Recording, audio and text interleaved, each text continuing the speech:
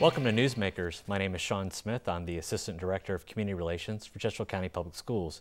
Join us today, Debi Melland.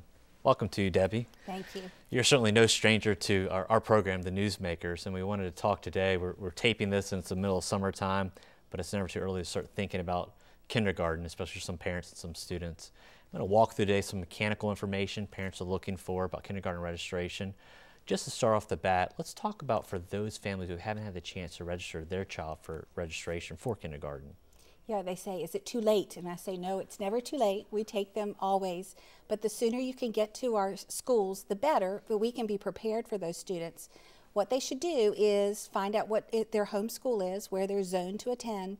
Call that school Monday through Thursday, and they'll set up an appointment and tell you what pieces that you need to bring to register your child throughout the summer.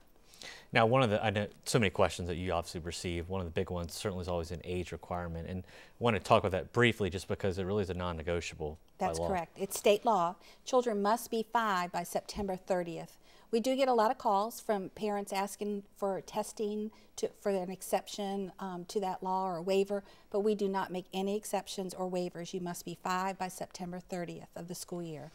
We'll talk in a second a little about that first day of school and what leads up to that, but certainly one of the things is for parents who are out there, a lot of things are happening, just outdoor activities, but what are some of the things they can do to help prepare their child as they begin to transition to come to school? The best thing is to get them on a regular schedule. You know, you're on that summer schedule, you're out late at the ball field, and you're out with your family doing activities.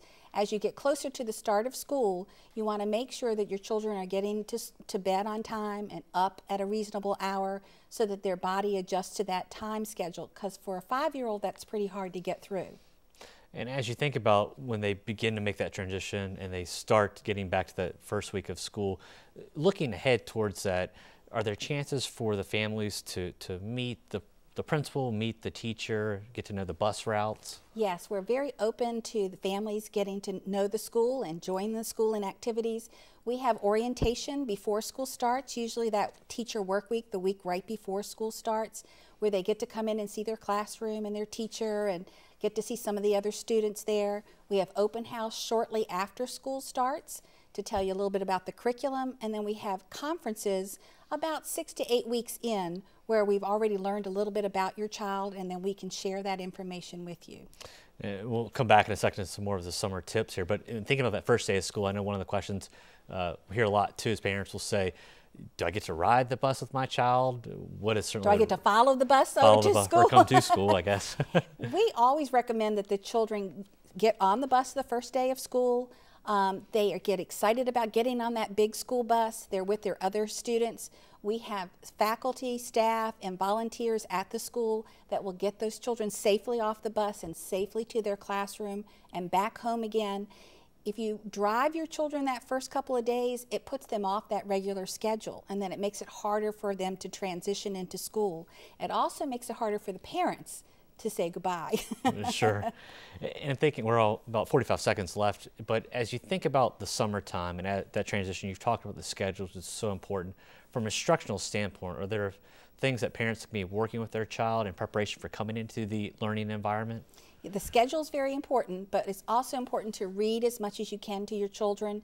There are great books out there at the library with our new programs about starting school. That's a great way to start and talk about what's your day going to be like, what are you going to see, what friends are you going to make. But don't overemphasize it, because then the parents are the ones who are more nervous than the children. And about out of time here, but I know you always have a good tip about batteries for the first day of school. Yes. Don't forget to charge those cameras and get those batteries, because you're going to want to take a lot of pictures.